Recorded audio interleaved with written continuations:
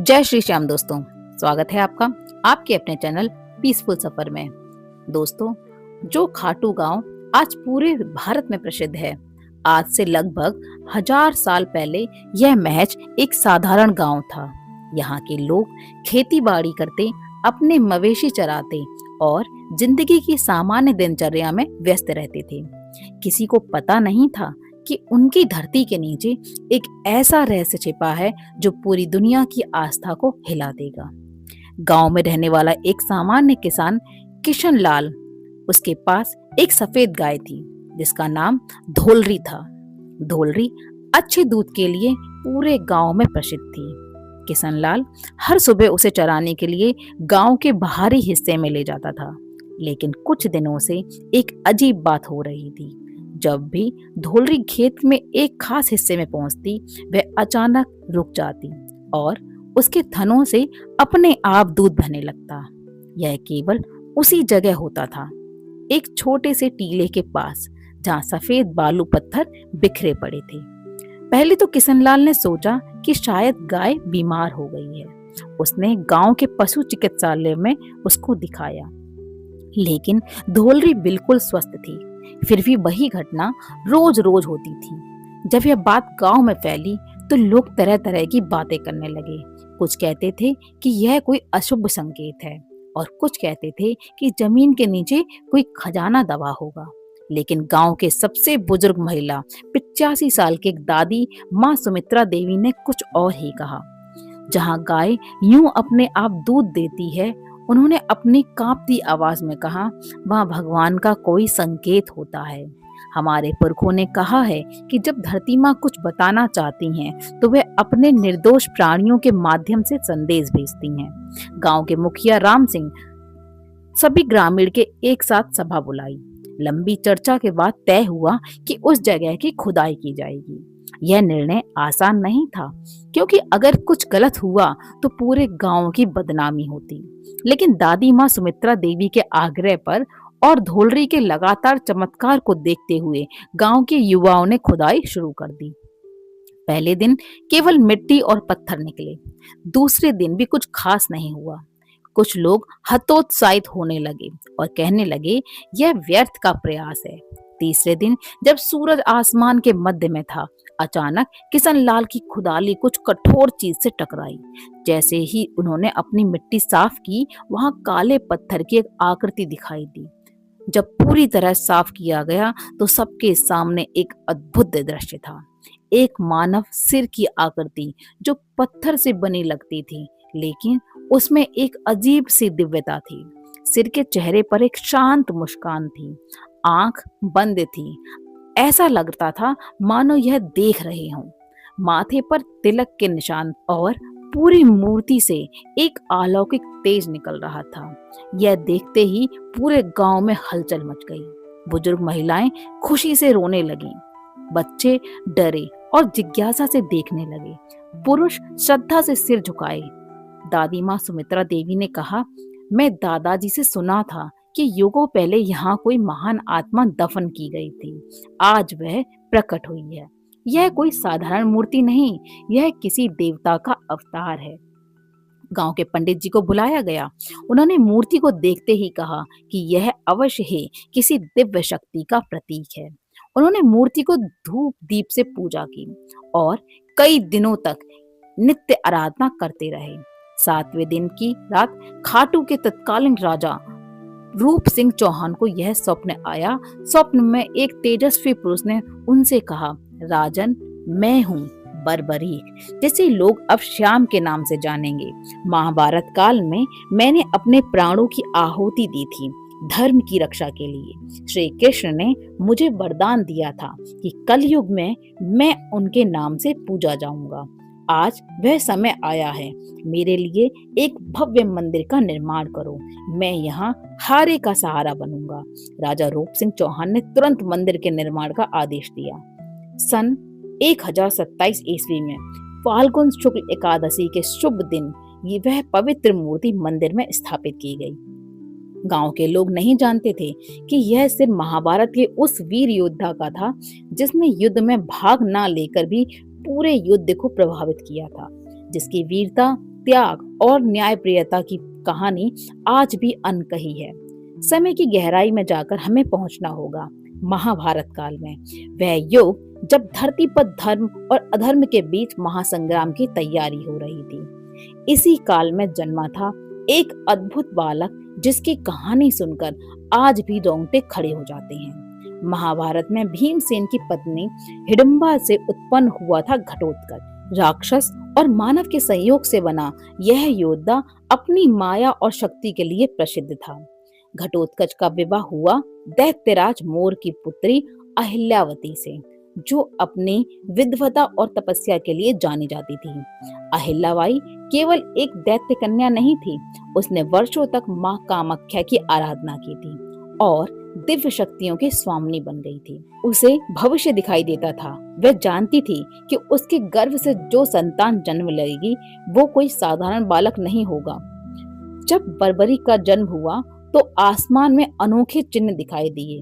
पक्षी अलग तरह से गा रहे थे, हवा में दिव्य सुगंध फैली थी और जंगल के सभी जानवर शांत हो गए थे। ऐसा लगता था मानो प्रकृति स्वयं इस बालक के स्वागत में तैयार हो गई हो। बर्बरीक जन्म से ही असामान्य था। 3 साल की उम्र में वह भारी पत्थर उठा लेता था। 5 साल में वह तीर कमान चलाने लगा था। 7 साल में वह जंगल के सबसे तेज दौड़ने वाले हिरण को पकड़ लेता था। लेकिन सबसे अनोखी बात यह थी कि बर्बरीक में दया और न्याय की भावना कूट-कूट कर भरी थी। वह कभी किसी कमजोर को सताता नहीं था, बल्कि जब भी कोई ताकतवर किसी कमजोर को परेशान करता तो बर्बरीक उसका साथ देता। एक दिन मां अहिल्यावती ने बर्बरीक से पूछा, पुत्र, यदि तुम्हें किसी भी युद्ध में जाना पड़े तो तुम किसका साथ दोगे? बर्बरीक ने बिना झिझक के उत्तर दिया, माँ, मैं हमेशा सही का साथ दूंगा, लेकिन युद्ध में अक्सर यह पता करना कठिन होता है कि सही क्या है और गलत क्या है। माँ ने समझाया, क्या तुम मेरा एक वचन मानोगे? हाँ माँ, आपकी हर बात सिर आंखों पर है। जब भी कोई युद्ध हो तुम हमेशा उस पक्ष का साथ दोगे जो हार रहा हो, क्योंकि हारने वाले को सहारे की सबसे ज्यादा जरूरत होती है। यह वचन बर्बरीक ने जीवन की दिशा को तय कर दिया। आगे चलकर यही वचन उसे हारे का सहारा बनने वाला था। युवावस्था में पहुंचकर बर्बरीक ने निश्चय किया कि वह कोई ऐसी शक्ति प्राप्त करेगा जिससे वह न्याय की रक्षा कर सके। माँ की सलाह पर वह हिमालय के एकांत स्थान पर माँ दुर्गा की तपस्या करने चला गया। 12 साल तक बर्बरीक ने घोर तपस्या की। केवल फल फूल खाकर, कभी कभी केवल हवा पीकर वह माँ दुर्गा की आराधना में लीन रहता। उसकी तपस्या इतनी कठिन थी कि देवता भी चकित रह गए। अतः माता आदि शक्ति यानी माँ दुर्गा प्रसन्न हुई और प्रकट होकर बोली, वत्स बर्बरीक, तुम्हारी तपस्या से मैं प्रसन्न हूँ, मांगो क्या चाहिए? बर्बरीक ने हाथ जोड़कर कहा, माता, मुझे ऐसी शक्ति दीजिए जिससे मैं अकेले ही किसी भी अन्याय का अंत कर सकूं। माँ दुर्गा मुस्कुराई और बोली, तथास्तु, मैं तुम्हें 3 दिव्य बाण देती हूँ। पहला बाण उन सभी को चिन्हित करेगा जिन्हें तुम मारना चाहते हो। दूसरा बाण उन सभी को चिन्हित करेगा जिनकी तुम रक्षा करना चाहते हो। और तीसरा बाण उन सभी को नष्ट कर दे जो पहले बाण द्वारा चिन्हित है। यह बाण कोई साधारण अस्त्र नहीं थे, इनमें दिव्य शक्ति थी। जब महाभारत युद्ध की तैयारी हुई तो बर्बरीक ने युद्ध में जाने का निर्णय लिया। उसके पास 3 दिव्य बाण थे, एक दिव्य धनुष था और सबसे बढ़कर माँ का वचन था कि वह हारने वाले का साथ देगा। बर्बरीक जानते थे कि इस युद्ध में उसके ही परिवार के लोग आमने सामने हैं। एक तरफ उसके पितामह भीम और पांडव, दूसरी तरफ कौरव। लेकिन उसके लिए यह पारिवारिक युद्ध नहीं था, यह धर्म और अधर्म के बीच का संघर्ष था। भगवान श्री कृष्ण सर्वज्ञ थे, वे जानते थे यदि बर्बरीक युद्ध में भाग लेंगे तो क्या होगा। बर्बरीक पहले हारने वाले पक्ष का साथ देंगे, उसके साथ आने से वह पक्ष जीतने लगेगा, फिर वह दूसरे पक्ष जो हार रहा होगा उस पक्ष का साथ देंगे। यह प्रक्रिया तब तक चलेगी जब तक सिर्फ बर्बरीक ना बचे। इसका परिणाम होगा सभी योद्धा मारे जाएंगे, केवल बर्बरीक जीवित रहेंगे। यह धर्म स्थापना का उद्देश्य नहीं था। श्री कृष्ण ने एक वृद्ध ब्राह्मण का रूप धारण किया और बर्बरी के मार्ग में प्रकट हुए। वत्स, कहाँ जा रहे हो? उन्होंने कहा। आदरणीय ब्राह्मण जी, बर्बरिक ने सम्मान से उत्तर दिया उन्हें। मैं कुरुक्षेत्र जा रहा हूँ, वहां महान युद्ध हो रहा है। किंतु तुम्हारे पास तो केवल 3 बाण हैं। कृष्ण ने आश्चर्य से कहा। इतने बड़े युद्ध के लिए ये कैसे पर्याप्त होगा? बर्बरिक मुस्कुराए। आदरणीय, यदि एक बाण से काम हो जाए तो बाकी 2 व्यर्थ हैं। यदि 2 से काम हो जाए तो तीसरा व्यर्थ है, और यदि तीनों का प्रयोग करना पड़े तो समझिए कि सारा संसार ही समाप्त हो जाएगा। श्री कृष्ण ने बर्बरी की शक्ति की परीक्षा लेने के लिए कहा। यदि तुम इतने महान धुरंधर हो तो इस पीपल के वृक्ष के सभी पत्तों को एक साथ भेद कर दिखाओ। बर्बरिक ने आंखें बंद करके ध्यान लगाया। उसने पहला बाण छोड़ा। बाण ने तुरंत पेड़ के हरे पत्ते को चिन्हित कर दिया और फिर श्री कृष्ण के पैर के चारों ओर मंडराने लगा। यह बाण मेरे पैर के चारों ओर क्यों घूम रहा है बर्बरिक? श्री कृष्ण ने पूछा। क्योंकि आपके पैर के नीचे एक पत्ता है जिसे मैंने देखा नहीं था, बर्बरिक ने कहा। कृपया पैर हटाइए, नहीं तो बाण आपके पैर को भी भेद देगा। श्री कृष्ण चकित रह गए। उन्होंने वास्तव में एक पत्ता पैर के नीचे दबा रखा था। जैसे ही इन्होंने पैर हटाया, बाण ने उस पत्ते को भी भेद दिया। अब श्री कृष्ण समझ गए कि बर्बरी की शक्ति वास्तव में असीमित है। उन्होंने कहा, वीर बर्बरिक, युद्ध से पहले महान योद्धा को दान करना आवश्यक है। क्या तुम अपना शीश दान करोगे? बर्बरिक ने संदेह से पूछा। कोई साधारण ब्राह्मण इतना बड़ा दान नहीं मांग सकता। आप कौन हैं? तब श्री कृष्ण ने अपना दिव्य रूप प्रकट किया। चारों ओर तेज फैल गया। आकाश में शंख की ध्वनि गूंजी और देवता पुष्प बरसाने लगे। प्रभु बर्बरिक ने भक्ति से सिर झुकाया। आपकी आज्ञा शिरोधार्य है, लेकिन एक अंतिम इच्छा है। कहो वत्स, मैं यह महान युद्ध देखना चाहता हूँ। श्री कृष्ण ने बर्बरिक को वरदान दिया। तुम्हारा शीश एक पहाड़ी पर रखा जाएगा, जहाँ से तुम पूरा युद्ध देख सकोगे, और कलयुग में तुम मेरे ही नाम से पूजे जाओगे।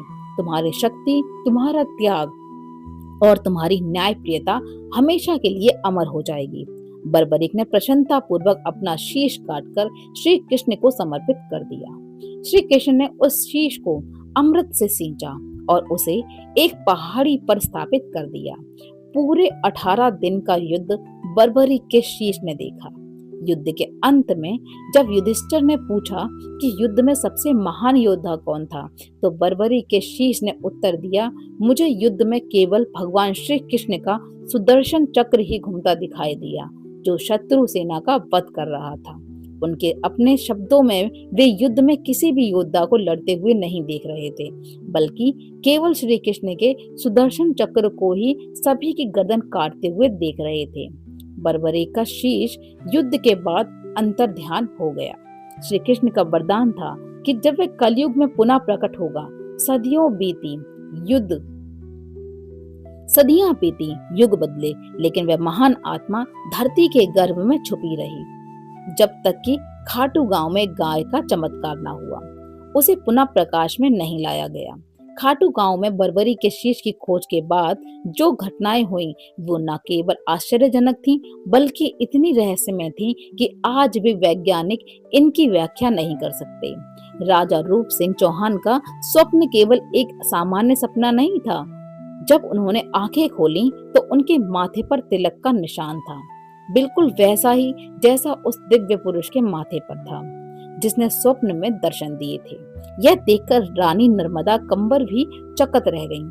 अगली सुबह राजा ने पूरे राज्य में घोषणा करवाई कि खाटू में एक भव्य मंदिर का निर्माण होगा, लेकिन यह कोई साधारण मंदिर नहीं होगा। यह कलयुग के सबसे महान संरक्षण का धाम होगा। मंदिर के निर्माण के में अलौकिक घटना हुई। जब शिल्पकार पत्थर काटने आए तो उन्होंने देखा कि कुछ पत्थर अपने आप एक खास आकार में कट जाते थे। मकराना, संगमरमर के जो टुकड़े लाए गए थे, उनमें से कुछ पर प्राकृतिक रूप से श्री कृष्ण के चिन्ह बने हुए थे। सबसे आश्चर्यजनक बात यह थी कि जहाँ शीश मिला था, वहीं पास में एक कुंड अपने आप बन गया था। यह कुंड रातों रात बना था और इसमें निरंतर मीठा पानी भरा रहता था, बिना किसी दिखाई देने वाले जल स्रोत के। यह कुंड कभी सूखता नहीं, चाहे कितना भी भयानक अकाल हो। इसका पानी हमेशा मीठा और ठंडा रहता है। इस कुंड का सर्वेक्षण करने पर कोई भी भूमिगत जल स्रोत नहीं मिला, फिर भी यहाँ निरंतर पानी आता रहता है। इस पानी में ऐसे खनिज तत्व मिलते हैं जो आसपास किसी भी पानी में नहीं मिलते। सैकड़ों साल पुराने इस कुंड का पानी हमेशा शुद्ध रहता है, कभी कोई बीमारी नहीं फैलती। श्याम कुंड के आधुनिक चमत्कार की भी बहुत अलौकिक घटनाएं घटी हैं। एक कहानी है कि एक महिला को ब्लड कैंसर था। डॉक्टरों ने हार मान ली थी। उसके परिवार ने अंतिम उम्मीद के रूप में श्याम कुंड में स्नान कराया। 3 महीने बाद जांच में पाया गया कि कैंसर के सारे सेल्स गायब हो गए हैं। डॉक्टर इसे मेडिकल मिरेकल कहते हैं। बीकानेर के एक व्यापारी भी कोढ़ बीकानेर के एक व्यापारी कोढ़ की बीमारी थी उन्हें। जब उन्होंने श्याम कुंड में स्नान किया तो 3 दिन में उनकी बीमारी पूरी तरह से ठीक हो गई। यह घटना इतनी प्रसिद्ध हुई कि दूर दूर से लोग यहाँ आने लगे। अजमेर की गंगा देवी के पैर में लकवा था। 15 साल से वह नहीं चल पा रही थी। श्याम कुंड में स्नान करने के बाद न केवल चल सकी बल्कि दौड़ भी सकी। 1669 ईस्वी में मुगल सम्राट औरंगजेब ने राजस्थान के मंदिरों को नष्ट करने का अभियान चलाया। उनकी सेना खाटू भी पहुंची। मुख्य मंदिर पर हमला करने से पहले सैनिकों के पास से गौरी शंकर मंदिर पर आक्रमण किया। यहाँ एक प्राचीन शिवलिंग स्थापित था। जब सैनिकों ने भालों से शिवलिंग पर प्रहार किया तो अचानक शिवलिंग से रक्त की धारा बहने लगी। ये देखकर सैनिक भयभीत हो गए। कुछ सैनिकों के हाथ अचानक शून्य हो गए, कुछ की आवाज चली गई। डरे हुए सैनिक वहां से भाग खड़े हुए और फिर कभी वापस नहीं आए। 1857 के विद्रोह के बाद जब अंग्रेजों और स्थानीय राजाओं के बीच संघर्ष चल रहा था, खाटू मंदिर पूरी तरह सुरक्षित रहा। कहते हैं कि जो भी मंदिर को नुकसान पहुंचाने की कोशिश करता था वह रहस्यमय रूप से बीमार हो जाता था। 1947 में भारत पाकिस्तान बंटवारे के दौरान जब चारों ओर दंगे रहे थे, खाटू में पूरी शांति रही। 1971 में जब राजस्थान में भीषण बाढ़ आई तो चारों ओर पानी ही पानी था, लेकिन मंदिर परिसर में एक बूंद पानी नहीं घुसा। श्याम कुंड का पानी भी बिल्कुल साफ रहा। खाटू श्याम मंदिर की सबसे बड़ी विशेषता यह नहीं है कि यह कितना सुंदर है या कितना पुराना है। इसकी सबसे बड़ी विशेषता यह है कि यहाँ आने वाले भक्तों के जीवन में होने वाले चमत्कार। दिल्ली में सुनीता देवी को डॉक्टरों ने कहा था कि वह कभी मां नहीं बन सकती। 15 साल की शादी के बाद भी कोई संतान नहीं हुई थी। सास ससुर का ताना, पति का गुस्सा और समाज का तिरस्कार सब कुछ झेलते झेलते वह टूट गई थी। एक बार उनकी सहेली ने उसे श्याम बाबा के बारे में बताया। सुनीता ने सोचा कि अब तो सब कुछ आजमा चुकी हैं, एक बार यहाँ भी चलकर देख लेते हैं। जब सुनीता देवी खाटू पहुंची तो उसके सामने एक अनोखा दृश्य था। एक औरत अपने नवजात बच्चे को लेकर श्याम बाबा के सामने खड़ी थी और कह रही थी, बाबा आपने मुझे यह संतान दी है, इसे आपका आशीर्वाद हमेशा मिलता रहे। यही है श्याम बाबा की असली शक्ति। वे हर युग में, हर काल में, हर परिस्थिति में हारे का सहारा बनते हैं। दोस्तों, अगर आपको यह वीडियो अच्छी लगी है तो छोटा सा लाइक जरूर करें और हमारे चैनल को अब तक अगर सब्सक्राइब नहीं किया तो सब्सक्राइब करें। आपको यह वीडियो अच्छी लगी है तो एक छोटा सा लाइक जरूर करें और हमारे चैनल को अब तक सब्सक्राइब नहीं किया हो तो आज ही कर लें, ताकि हर नए चमत्कार से आप जुड़े रहें। और कमेंट में जय श्री श्याम लिखकर जरूर जाएं। हारे के सहारे की जय हो बाबा श्याम की।